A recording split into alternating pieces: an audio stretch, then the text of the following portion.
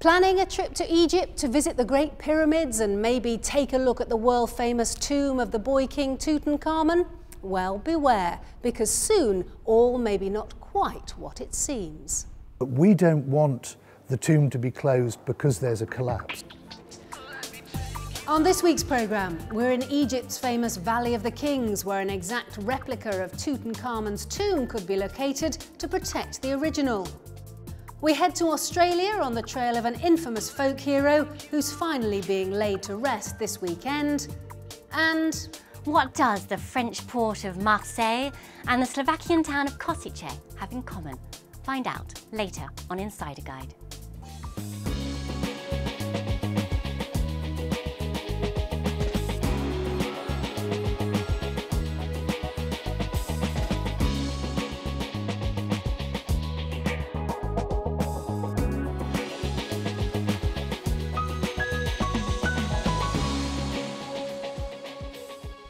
Hello and welcome to Fast Track. I'm Fiona Foster. Thank you for joining us. Now, our first stop today is Egypt and one of the world's most famous antiquities. It's been attracting tourists since it was discovered by Howard Carter way back in 1922. I'm talking, of course, of the tomb of Tutankhamun. Originally constructed over 3,000 years ago, it's now under threat after just 9 decades or so of tourism. The authorities in Egypt are so worried about the tomb's condition that they've decided to commission a replica tomb to site right alongside the original. So we sent Rajan to the Valley of the Kings to find out more and to ask whether this could be the shape of things to come for more ancient attractions around the world. This is where fact and fable merge, Luxor in Egypt. One of the most treasured legacies of ancient history.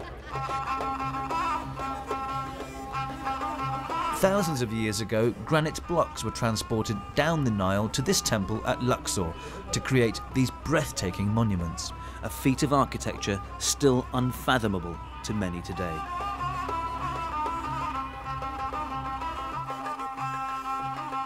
And then nearby are the world-renowned burial chambers of generations of ancient Egyptian royalty.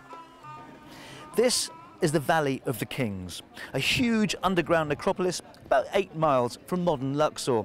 It's where the archaeologist Howard Carter spent 5 tough years on his version of the gold rush. And then he struck lucky, just here. And what a discovery it was. In 1922, Howard Carter stumbled on a set of steps and into the tomb of a 19-year-old king who'd been forgotten by history.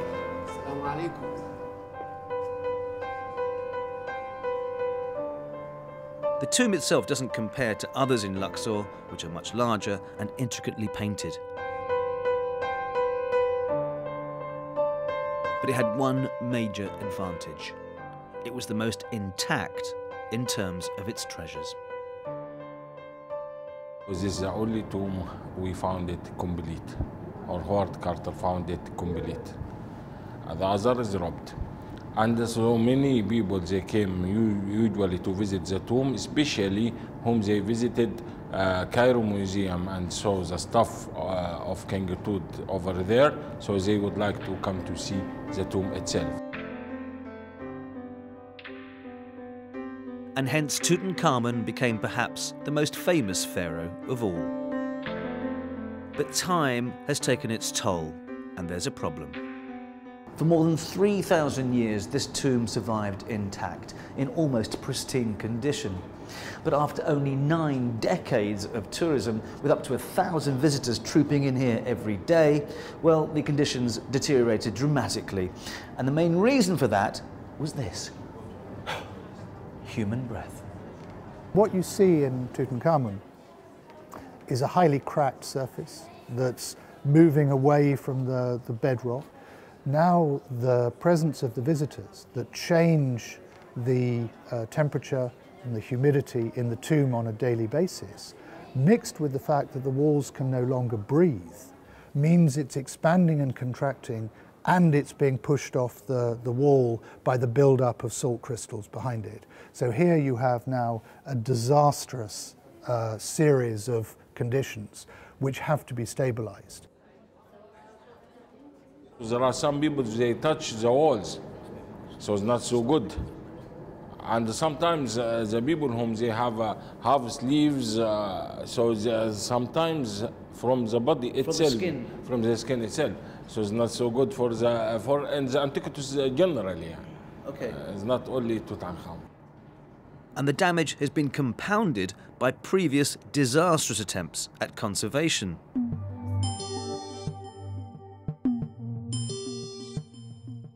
A radical solution was needed. A specialist company based in Madrid was commissioned in 2009 by Egypt's Supreme Council of Antiquities to first document and then replicate Tutankhamun's tomb. It was a complex job lasting 5 weeks, with 3D scanners taking into account colour, tone, texture, relief, sheen and quality. For every square metre, 100 million individual bits of data were recorded. We want every deviation, every crack, every element of the character of the surface. With that amount of data, we can process, study, and rematerialize the surface so it's visually identical at normal viewing distances to the original. The makers of the replica claim that their facsimile actually includes a bit that's missing from this, the original, which makes it more original than the original. Get your head around that one. But revolution and unrest in Cairo have thrown plans into confusion.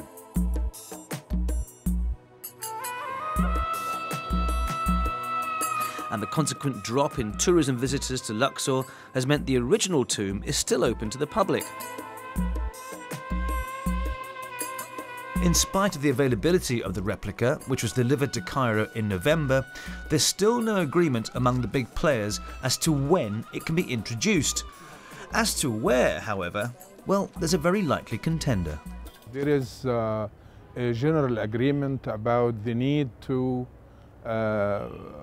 put it somewhere in Luxor, but now the suitable place will be Howard Carter residence, and the space there is perfect.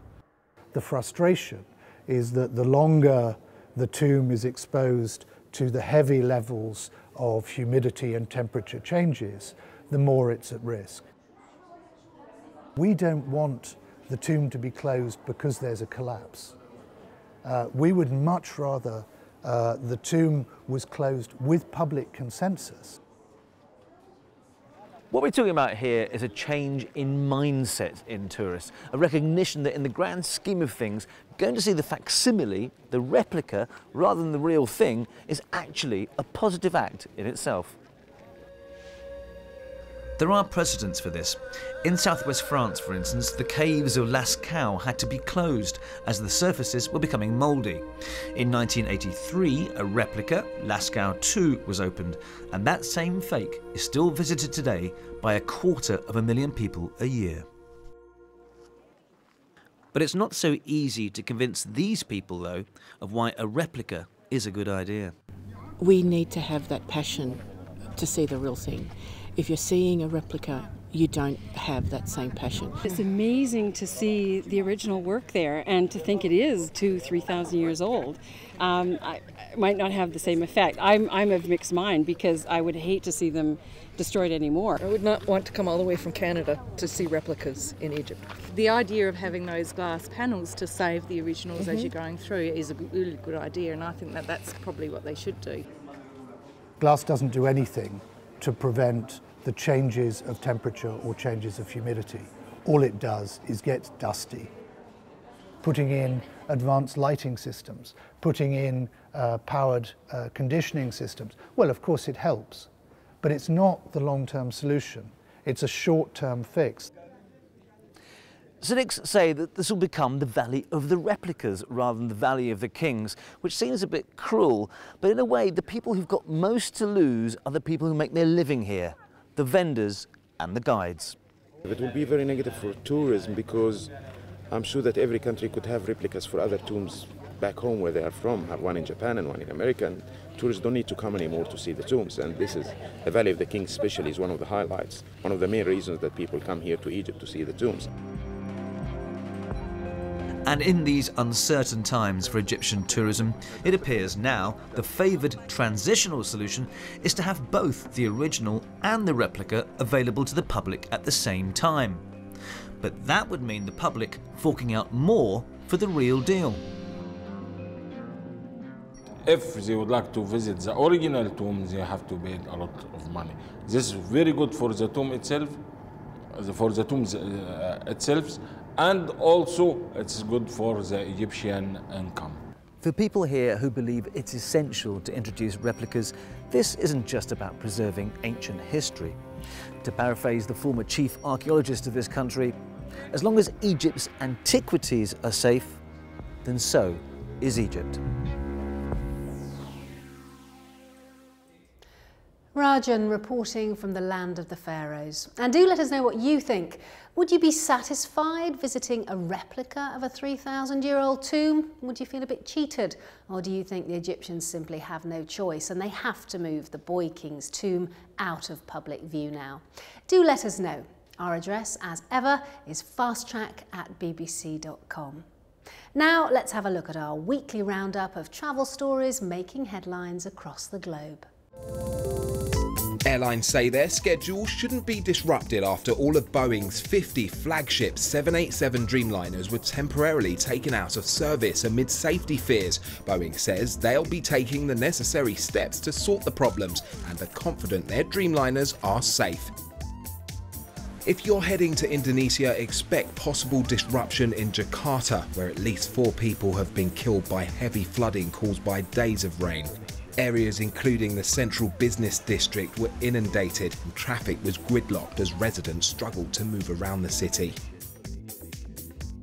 The British Foreign and Commonwealth Office has revised its travel advice for Thailand following a number of vicious and unprovoked attacks by gangs in Koh Phangan. The Australian government has also warned its citizens of possible scams involving jet ski operators in Phuket. And we know visa applications are often long and cumbersome, but holidaymakers heading to India are set to receive a significant hit to their travel expenditure. The cost of a visa to the country has gone up by £38. That's about $60 US. Well, now you're up to date, we're off for a short break, but do stay with us because coming up, we're heading to Australia, where preparations for an historic event are underway. The remains of bushranger Ned Kelly, the country's most notorious folk hero, are being laid to rest. We explore the country's fascination for him. And we've got dragon dancers and fireworks spectaculars from around the world for you in this month's Insider Guide.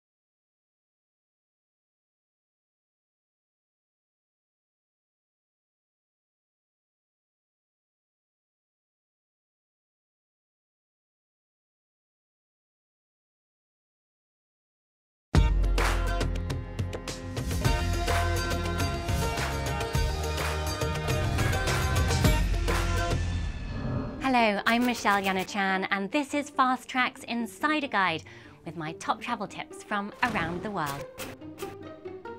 Set to become cultural hotspots this year, Europe's Capitals of Culture 2013 are Marseille, Provence in France and Košice in Slovakia. There'll be new cultural facilities in both regions, in the south of France from Arles to Aubagne, including Marseille's Villa Méditerranée, which will house an underwater gallery. In the streets and squares of Košice will also be a host of artistic programmes, as well as a new cultural centre and art spaces across this historic Slovakian town.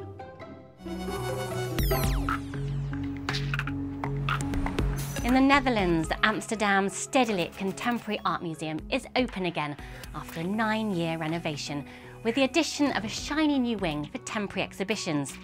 The museum houses one of the world's most important collections of contemporary art, with the first retrospective of American artist Mike Kelly. The redesign orients the Stedelijk to face the Museumplein, the open space it shares with the Van Gogh Museum, which is shutting its doors as it also embarks on a renovation. It will be temporarily moving its masterpieces to the nearby Hermitage Museum until April.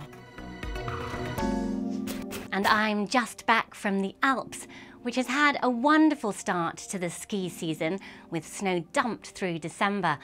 And for those with a head for heights, Switzerland is launching one of the world's highest rope suspension bridges between the Engelberg and Gadmen. The bridge is 100 metres long and only a metre wide, with impressive views of Mount Titlis, the highest peak in this area of the Alps. Through February, China will be hosting the Harbin International Ice and Snow Sculpture Festival in the northeast of the country. Artists cut an entire themed city from ice blocks taken from the Songhua River. And there's also an ice sculpture contest at Jiaolin Park, with participants competing from all over the world. By day, visitors can watch the sculptors chipping away. By night, their works of art are lit up in neon colours. And on February 10th, it's Chinese New Year. After a year of the dragon, we enter the year of the snake. There'll be fireworks in Hong Kong's Victoria Harbour, dragon dances in Pingyao, and the temple fairs of Beijing. And Chinese New Year will also be celebrated in Chinatowns around the world, from London to San Francisco, Melbourne to Vancouver, with colourful parades and fireworks. Wherever you are, 新年快乐. Thanks for checking in with my Insider Guide this month. Until next time, happy travelling.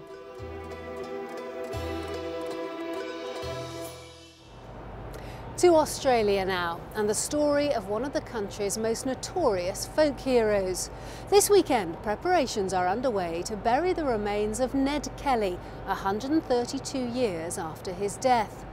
The exploits of Kelly and his gang have been the subject of numerous films and television series, including a portrayal by Rolling Stone Mick Jagger in the 1970s. In all, there have been over 400 books written about him.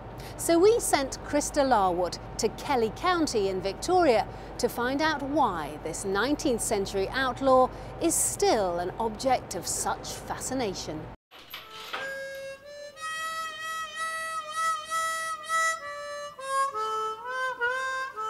This is the old Melbourne Jail, once known as one of Australia's toughest prisons.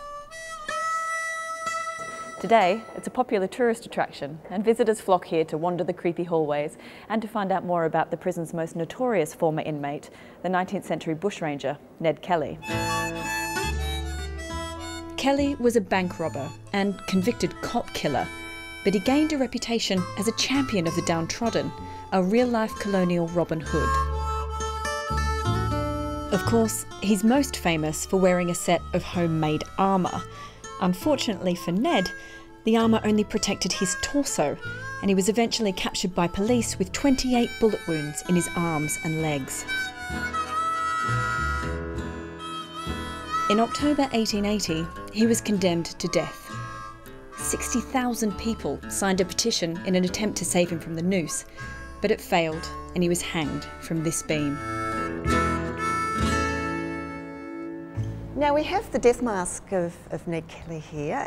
His head would have been shaved following his execution, his head removed. And you have there the actual facial expression and likeness of him at his point of death.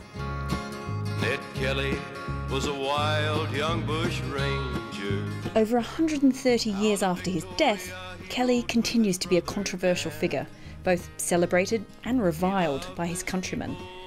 His face is instantly recognisable, and his story has been told in endless books, films, and even a song by the great Johnny Cash. Ned Kelly took the blame. Ned Kelly won the fame. Ned Kelly brought the shame, and then Ned Kelly hanged. After Kelly was hanged, his body was buried in an unmarked grave, so nobody knew where his remains lay until recently. In 2009, a number of skeletons were discovered at the site of the former Pentridge Prison in the north of Melbourne, and they were brought to the Victorian Institute of Forensic Medicine for examination. One, which was missing a skull, was of particular interest. This skeleton had injuries on it that corresponded with the historical wounds that were known to have occurred to Ned Kelly. So we were able to go back and match a DNA sample from this skeleton with the DNA sample from the family, and we had a match. Is she staged?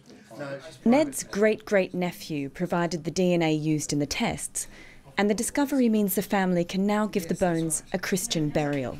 The identification of Ned's remains was so important for the whole family. It's like Ned's going to have some peace.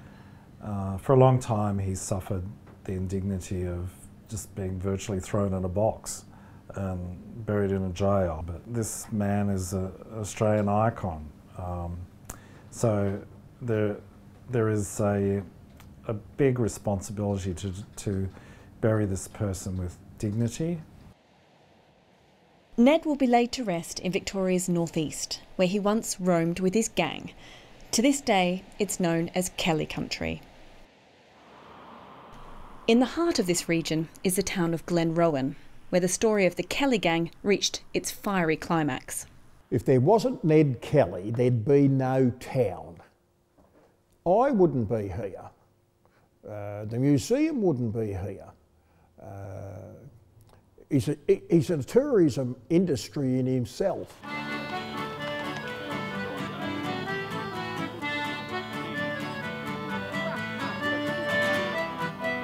In this region, Kelly fever hits a peak every year with the Ned Kelly Festival, a gathering which brings enthusiasts from across the country.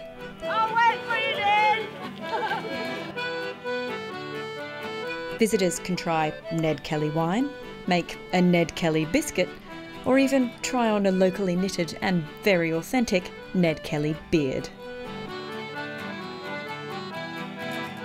Make way for the Bushranger Kelly! The final burial of Australia's Iron Outlaw is a happy ending to a much-loved story, but there's little evidence that the legend of Ned Kelly will fade away anytime soon. After all, there's always the mystery of the missing skull.